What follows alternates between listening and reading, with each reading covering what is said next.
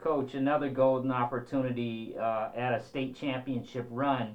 Talk about your ball club for fall of 2022 and what you see with this football team.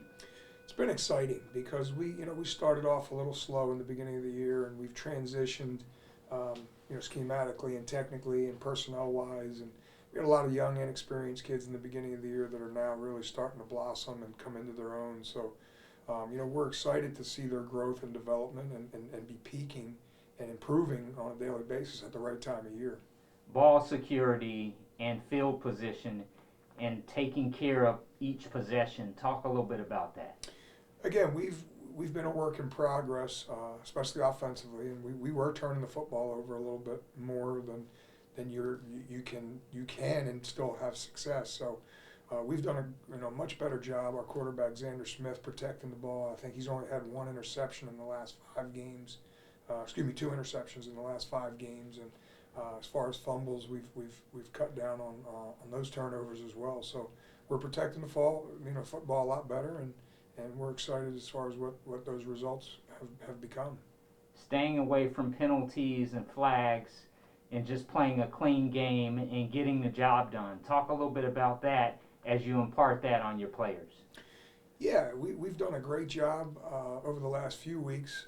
The district championship game was a new experience for a lot of our young, inexperienced kids going, on the road to Hawkins Stadium, a tradition-rich facility, and one that kids know about and dream about playing in, and then playing for a district championship, added more pressure, and so there were some miscues and some mistakes, false starts and penalties like that you have control over, and you want to do a better job. And I think the experience in that game hopefully will carry over into this playoff game, because it's going to be a very similar atmosphere as far as the excitement and the pressure that's going to be built up.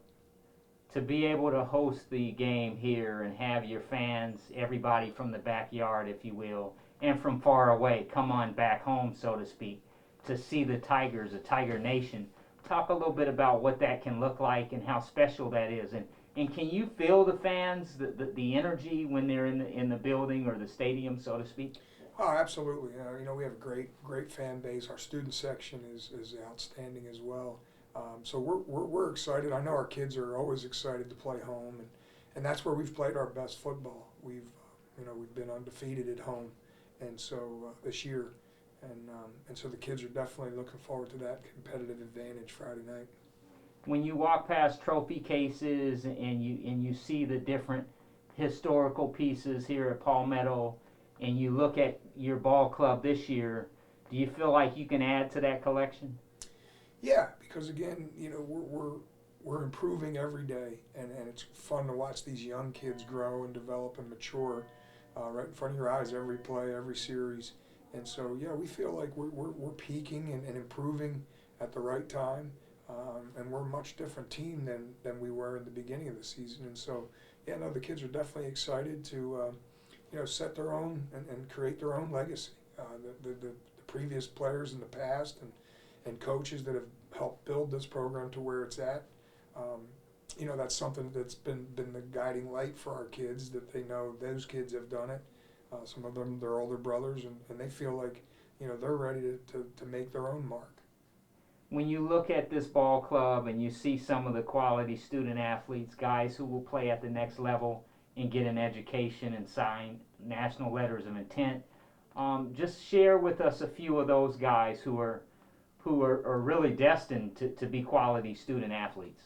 Well, out of this class of 2023, our top 2 prospects, which we'll be signing early in December, the early signing period will be Andrew Rumpf. He's narrowed his choices down to University of Maryland, Central Florida, University of Miami, and then we have Jameel Williams, who's committed right now to Arkansas State, so he'll be signing with Arkansas State in December.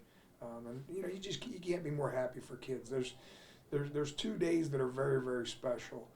Obviously, the day you win a championship, because that helps kids fulfill their number 1 goal, and then their number 2 goal is they want to have a chance to play at the next level. And so when you get to see your kids, have that opportunity to continue to play a sport they love and to have their education 100% paid for, it's just a relief for the families and these kids, and it's just a great honor to be a part of that.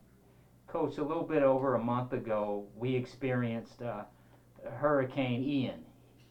Comes through and really tears the place up. For a football team and as a coach, what was it like for your schedule and your routine to be disrupted, or was it? Well, one thing I think all coaches try to instill in terms of values in their players, like I said, across sports, is dealing with adversity. I mean, that's probably the biggest lesson that you're going to have to deal with in life. And so football does a great job of that because it is a fall sport and it is an outdoor sport, and it's played at a time of year in the state of Florida where you're going to get not just weekly or monthly storms, you're getting daily storms. So practices are interrupted on a daily basis.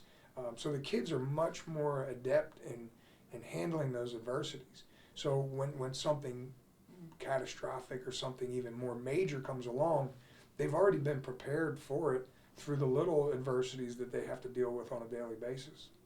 Coach, we're learning of the latest storm, if you will, and as you say, we see weather every fall, but right now there's a storm brewing near the Bahamas, and everybody's looking.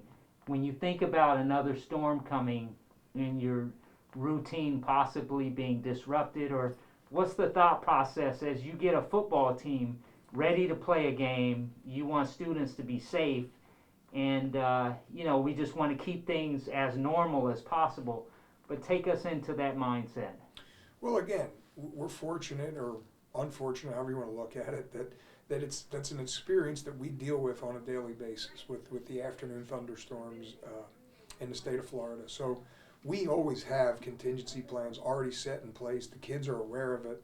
So it's really a smooth transition as an adversity arises or as bad weather comes along. We already know what the process is going to be because we have to do it on a daily basis in the state of Florida. When the school district and the FHSAA, when the green light is flickered back on, there's no weather, the lights come on the stadium, the fans come in, and it's time to play Tigers football. What does that look like, and what's the thought process going into the game? Well, again, it's appreciation. It's appreciation for the opportunity that these kids are going to get a chance to have, and it's a special privilege. And so, it's going to come, whether a weather delay causes it to be delayed by a day or 2 days or 3 days, but it's coming. And so when it does come, it's just pure jubilation for the kids and excitement to go and finally seize that opportunity and that privilege to play this time of year in the playoffs. Coach, in closing, are there any final comments, or is there anything else you want to say to the fans, the audience, ABC7, as they here on the Suncoast, as we get a report on Palmetto football as related to the storm and just Palmetto football in general?